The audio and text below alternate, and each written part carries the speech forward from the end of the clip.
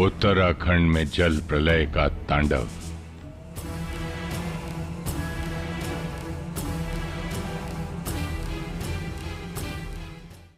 थम गई सांसें। चार धामों की पावन यात्रा के दौरान आई जल प्रलय से उत्तराखंड खंड खंड हो गया।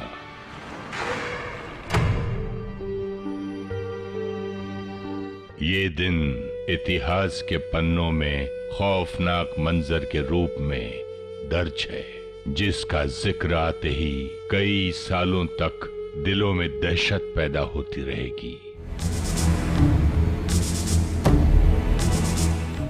बचपन की मीठी यादें, खूबसूरत हरी भरी वादियां, मंदिरों में घंटों की गूंज वैसी नहीं रही जैसी पहले हुआ करती थी। उत्तराखंड में आई जल प्रलय महाप्रलय बनकर टूटी और खंड खंड में तब्दील कर दिया उत्तराखंड को।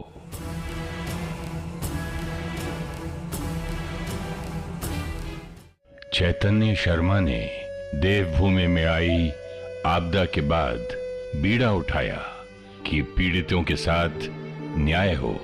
इस कड़ी में ये डॉक्यूमेंट्री मील का पत्थर साबित होगी। The place that I'm standing at right now is referred to as Devbhoomi by Indians, which in English translates to land of the gods. I'm in the hill state of Uttarakhand in northern India.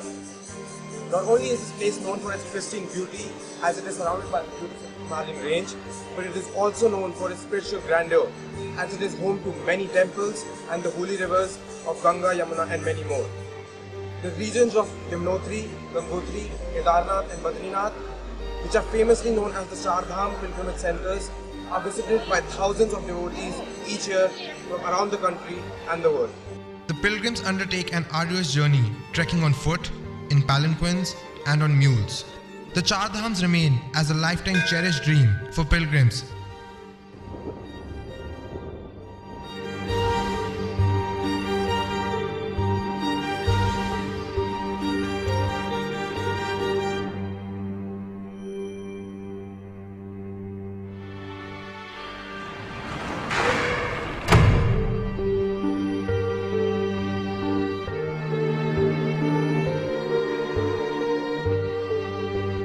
Houses collapsed due to the inundation of the rivers, while roads were damaged by the landslides as the mountains came crashing down.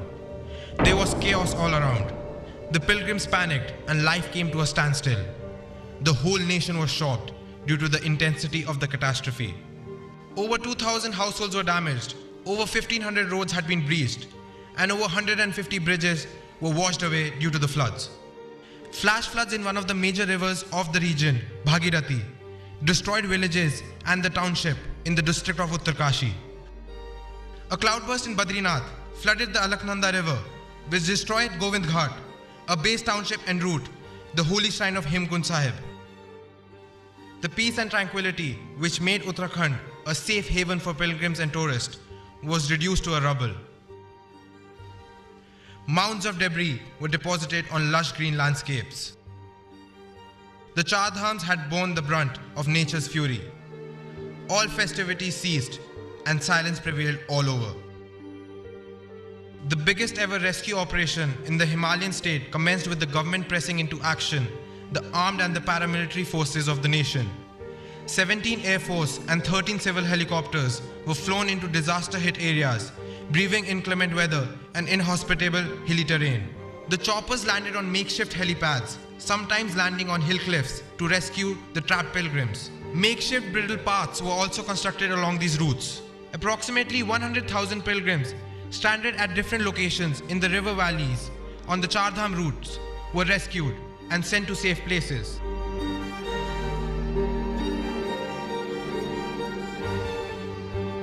The head of the state of the government of Uttarakhand monitored the rescue and relief operations in person. अच्छा आप लोग जो ऋषिकेश जाओगे वहाँ से train का भी ticket मिलेगा अच्छा सरकार की तरफ। The narrow gorge of the Kedar Valley was the hardest hit.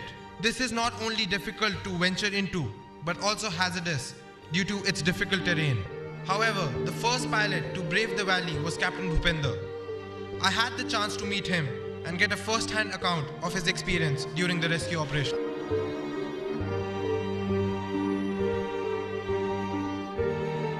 After a month of the calamity, I decided to visit one of the 5 major disaster-hit areas to have a first-hand experience of the extent of the damage. I was determined to assess the way the local people dealt with their hardships and also the measures being undertaken by the government in making relief provisions to all the disaster-hit villages.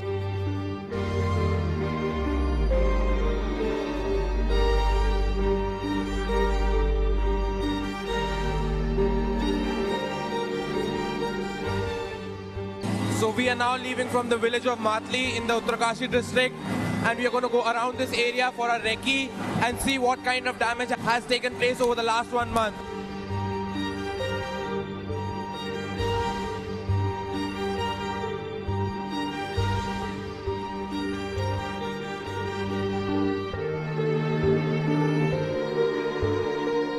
You can see our research team behind us, and they're trying to gather information from the local people over here and what they're actually going through presently. They have basically no connectivity whatsoever with the other part of the world.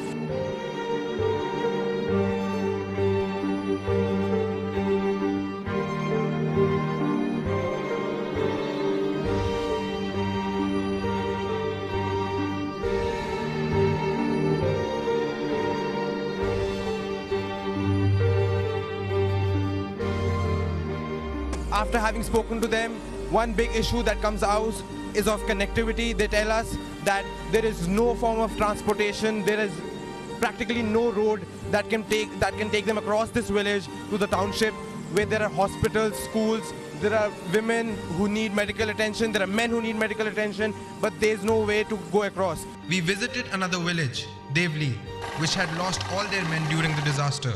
The CM of Uttarakhand also visited the village, where the widows were given monetary compensation in the form of a monthly honorarium of $35.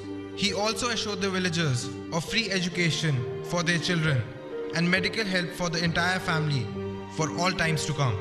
This approach was adopted for the entire state to alleviate the sufferings of the local people. All government agencies got together to airdrop the relief material in the remote areas of the disaster-hit regions. Essential commodities were flown in to help the villages to sustain themselves and their families. So now let's just try to basically get a sense of where this relief material is going. It's being transported by these choppers to different areas.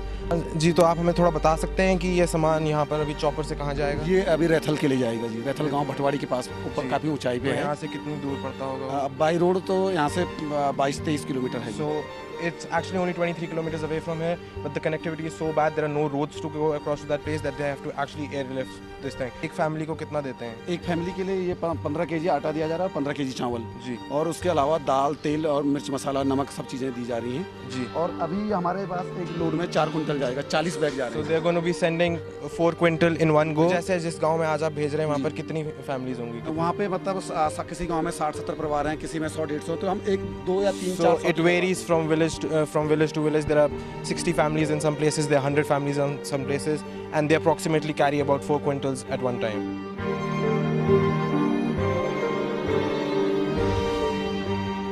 प्राकृतिक आपदा में हम उन लोगों को न भूलें जो हमें हमेशा के लिए छोड़कर चले गए। उन लोगों को न भूलें जो अपनों को खोकर बहुत दर्द महसूस कर रहे हैं। उन्हें आज सहारे की जरूरत है। लोगों का घर बसाने के लिए, उनकी जिंदगी वापस डरेर पर लाने के लिए हमें प्रयास करना होगा। जिंदगी एक बार फिर से खिलखिला सकेगी, लोगों का दर्द कम हो सकेगा, लोगों की परेशानियां कम होंगी, लोगों की जरूरतें पूरी हो सकेंगी। हम सबको ये कोशिश करनी है कि उत्तराखंड का जो पुनर्निर्माण हो वो बहुत अच्छी तरह से हो और लोगों की खोई हुई मुस्कुराहट फिर से उनकी जिंदगी में आए। चैतन्य शर्मा की ये डॉक्यूमेंट्री इसी कड़ी में एक छोटा सा प्रयास है, एक उम्मीद।